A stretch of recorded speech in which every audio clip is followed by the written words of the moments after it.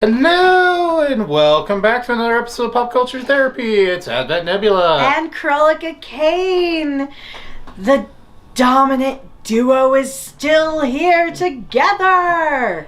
And you had something you wanted to talk about this time. Yes, so this is something that's near and dear to my heart. Having had friends, well, they're still friends, it's just been a long time, that are drag queens or trans. The reason I say or trans is because there's a very separate divide. But at the same time, drag queens are trans people at the same time, or trans people can be drag queens.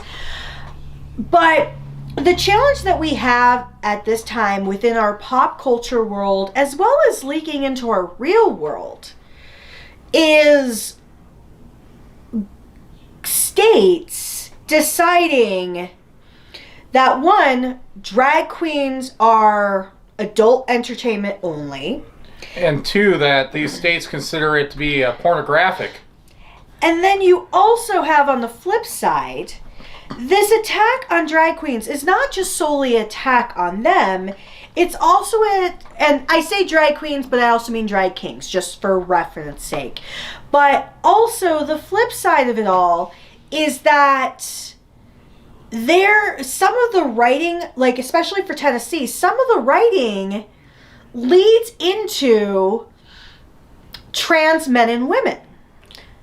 Like, for example, Tennessee just recently passed a law banning drag as an adult cabaret act. And the way it's written is that anyone impersonating of the opposite gender, in their singular mind, you have male and female. If anybody impersonates the opposite gender in front of anybody under the age of 18, or in public spaces, they can be arrested for up to 5 years. That's a very slippery slope that doesn't just mean drag queens or kings. It also means any trans men and women who have not gone through the surgery, who are living their true lives, dressing and appearing as the gender they identify with. So if the law reads like something J.K. Rowling and other TERFs would write. Well, and the one thing, I don't know if it's still part of the trans methodology anymore, but back in the 80s and 90s, any of my trans friends, who went through the process, one of the requirements that was by the doctors before they could go through any surgery, they had to physically live as a gender they more were born as.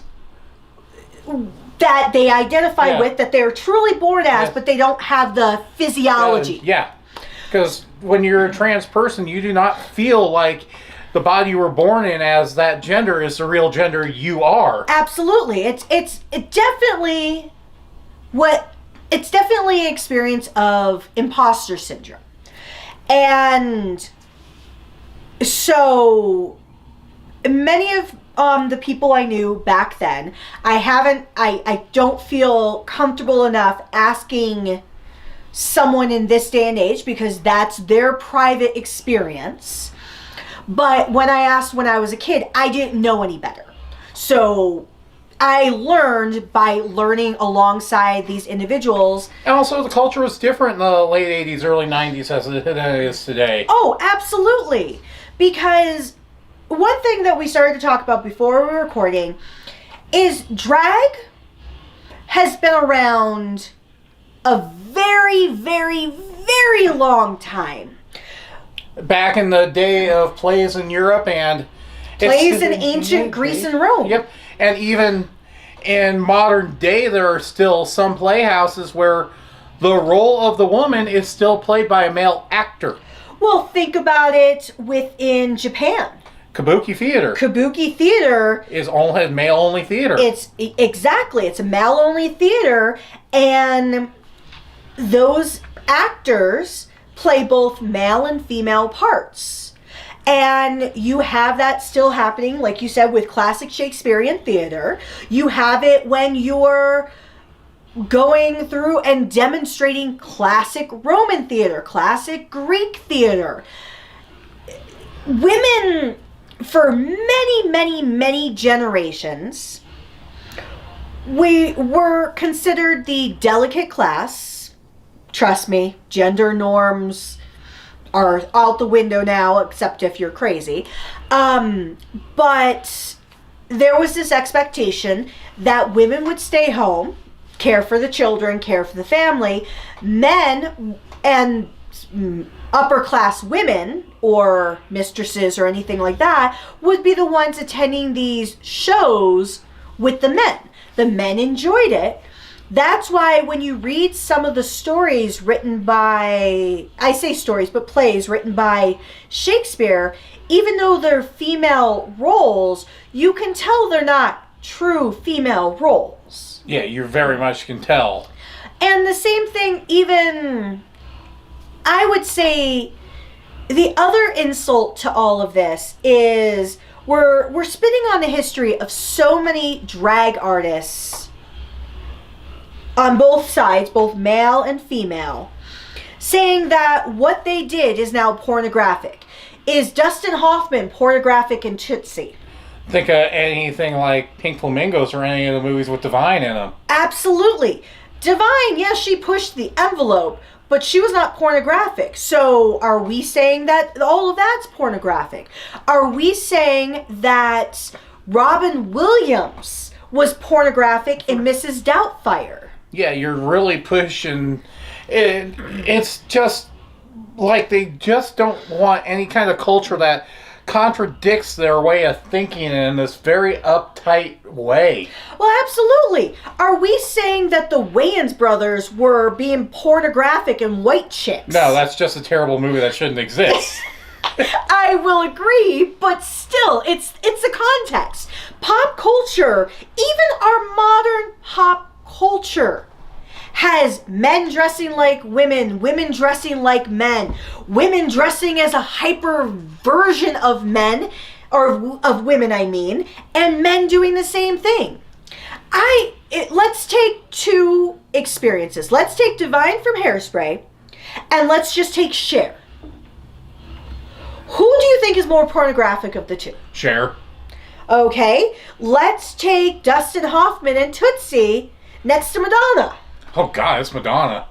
So, why are we going to say it's okay for cis women or cis male men, because they're like Channing Tatum, that it's okay for them to be practically pornographic, like even Magic Mike movies are? Yeah.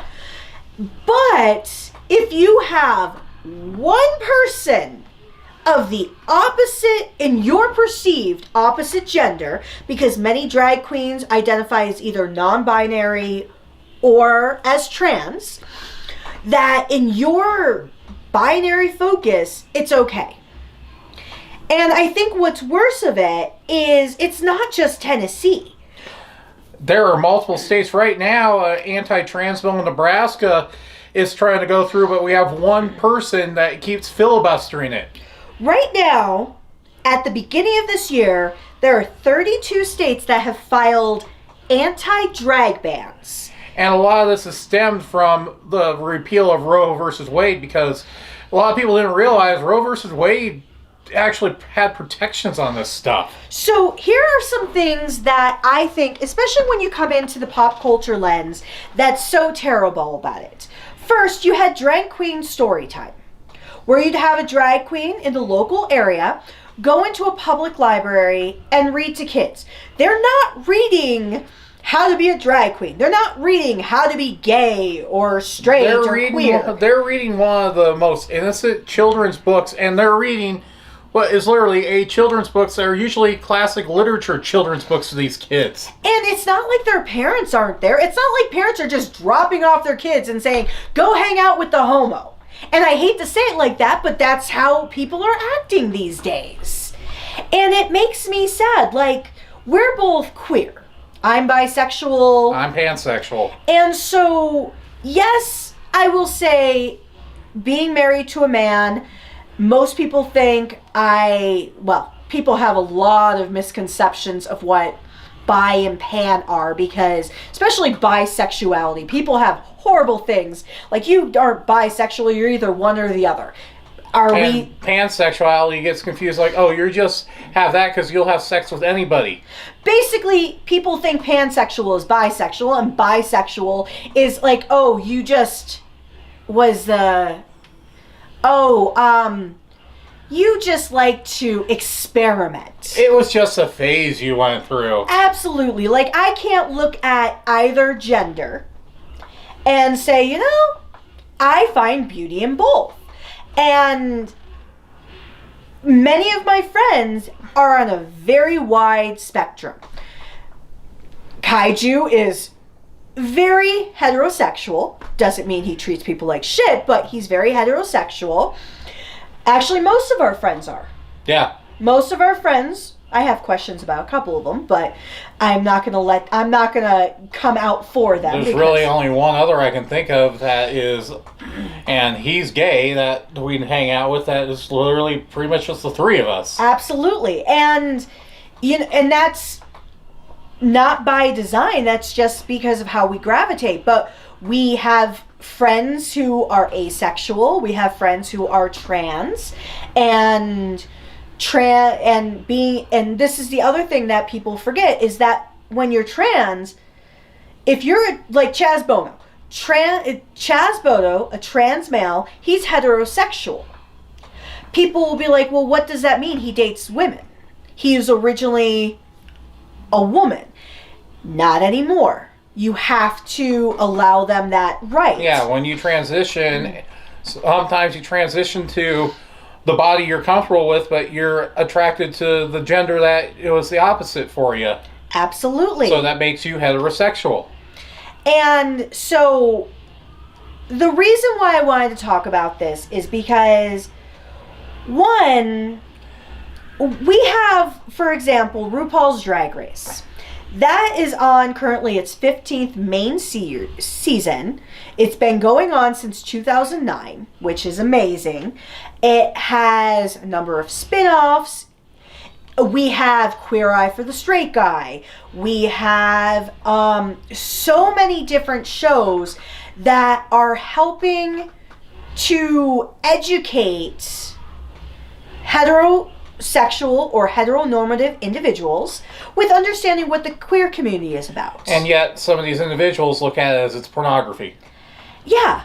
Like, the worst argument I have ever heard about, and it's more so for trans women and drag queens, that because they go into a women's restroom, let's say trans women specifically, they go into a women's restroom, they must be a pervert because they're going to do something inappropriate to the little girls in there. All they want to do is use the bathroom. And it frustrates me to no end. It's a fear tactic that they use on this, and it's disgusting. It's absolutely a fear tactic. And I hate to break it, if anybody in the Christian community watches this, let me just break your mind on something. I come from a very Roman Catholic family, and I was raised in a very devout household. I went to a Jesuit college, had to take religion classes. I have read the Bible, the Torah, numerous times. And the reason I say the Torah is because that's really what the Christian Bible calls the Old Testament. I know the Bible. As I like to call it, it's probably one of the most pornographic books ever written. Pornographic, and I hate to break it to you, not everybody in the book is heterosexual. Not everybody in your precious Bible is heterosexual. And whenever any Christian tries to say Jesus would be against gay people, I'm like, no, love thy neighbor. Jesus never spoke out against anyone. He loved, and it doesn't have to be a romantic love, he loved Mary Magdalene. Mary Magdalene was a prostitute. So if he can care for her and love her for who she was, because no matter how much other people detested her because of how filthy she was, then everybody should be able to love their neighbor and love one another no matter who they decide to spend their life with. It's so sad to think that, like back in the 50s, that many public figures are going to probably have to closet themselves again because terrible people are putting them in a situation where they have no other choice. I do like what Grindr said. You pass these laws, we'll start exposing all the congressmen that have used our site.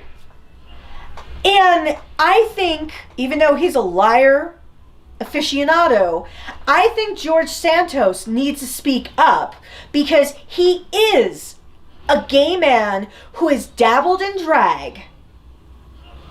And it's hypocritical right now. Or look at DeSantis. There are pictures of him in the 70s and 80s in drag. Well, the Tennessee governor, they shared a picture of him wearing a cheerleader outfit, and he said, "Oh, that's not the same thing. I hate to break it to you, but if you're going to accuse anyone of female or male impersonation by wearing clothes that's not of their technical gender, in your perspective, then that's exactly it." It's hypocrisy is what it is. It is. And I worry a lot for first and foremost, drag queens. Yes, I worry about drag queens and drag kings because they do make a lot of their money at drag shows. And drag shows generally do not have children because they're hosted at bars. They're hosted at cabaret clubs a lot of the time too, which are not... Nobody goes to a cabaret club if they're under 18 or 21, depending on what the cabaret show is. Absolutely. And for those drag shows that are family friendly, they make sure that they are presenting themselves in a family friendly format. They don't do anything that they would consider risque because they respect families. You'd be amazed at how many drag queens actually have children. Most. And there's another little thing you're forgetting about. There is actually such thing as heterosexual drag queens. Don't think that every drag queen out in this world is gay. There's heterosexual, there's bisexual, there's pansexual, asexual, everything across the board. One of the most famous politicians is a drag queen, Rudy Giuliani. I have many things to say about that. Yeah. We have a lot of things to say about Giuliani we don't want to get into. But I worry about the slippery slope because once you start passing bills to outlaw drag queens or ban drag queens, or any kind of laws that are banning trans health care, like we're starting to get. Like in Florida. So Florida... And Texas. Yes, Texas, but Florida was the first one who did it. They decided, well, I say they, but DeSantis. It's DeSantis. DeSantis decided to ban the gender-affirming hormones that are needed. And this lovely violation of Title IX that any student athlete has to have their period cycle to prove that they're female. Which not every... Well, one, teenage girls don't have consistent period cycles. And two... Not every cis female has a period. Yeah, it's just going to show that violation of Title IX, DeSantis is a fucking creep. And so he says it's to be done to ban or outlaw gender-affirming hormone treatments for minors. Let me put something out there. I might not agree with giving a 2-year-old a hormone to change their gender. But at the same time, I am, 1, not a parent.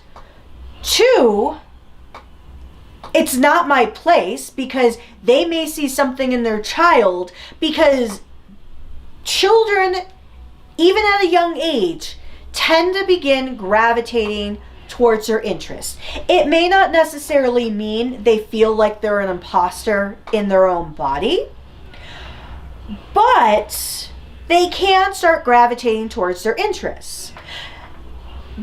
3, if you have a kid who is I would say even elementary school. A lot of times I know from growing up, around 5th, 6th grade, you can start telling. Absolutely. One of my closest friends in high school, he went through a transition. He went many years where he was a lesbian, and we knew he felt like an imposter in his own body, but he did not feel comfortable making that decision, mainly because he already got a lot of flack for being queer. And when he went through the transition, I was very excited and very proud of him because he got to live his legitimate life. And it's a slippery slope because once you start putting in these bans, like we have now with the trans bans, we're next going to have a ban punishing people for not being heterosexual. And how are you going to verify that people are not heterosexual? Or just like with the bill in Tennessee, it even has that slippery slope where interracial marriage can be not recognized by the state. That's another thing. And we made such advances to legalize marriage across the United States, to give people the opportunity to have their, sadly they call them domestic partners though, have their spouses, no matter what their spouse's gender is, to be able to give them health care, to be able to put them on their life insurance, to be able to do what every couple should be allowed to do. And then we have the next step of, are we going to take that away from them just because they love somebody different? Because pop culture has been going more progressive. Yeah, and then you have this pushback of everything trying to go back to this pre-civil rights mentality. And that's what makes me so sad. All of our pop culture elements are going much more progressive, giving us the opportunity to be educated and learn more about social issues, sexuality concerns, or sexuality issues. Like, I'd be amazed to hear how many people did or did not know that Judy Garland and Betty White were extreme advocates. Betty White and Angela Lansbury as well were extreme advocates for this community. Even Mary Tyler Moore. Absolutely. And to take that away because somebody is afraid that a gay person is going to harm their child. I am actually more worried about putting children in churches than I am worrying about drag queens. Oh, especially with all the cases we've had come out the last few weeks. Just look how many priests or former priests have been arrested in the South recently for molesting children. Absolutely. So if you want to play the game where you think a drag queen is going to molest your child, you need to go down to your local church and talk to the priest and make sure he's legit. Yeah, and with that, I think we've had a heavy enough topic for the night. Yes. So with that said, we will be back again, but thank you very much for joining us as always, and bye!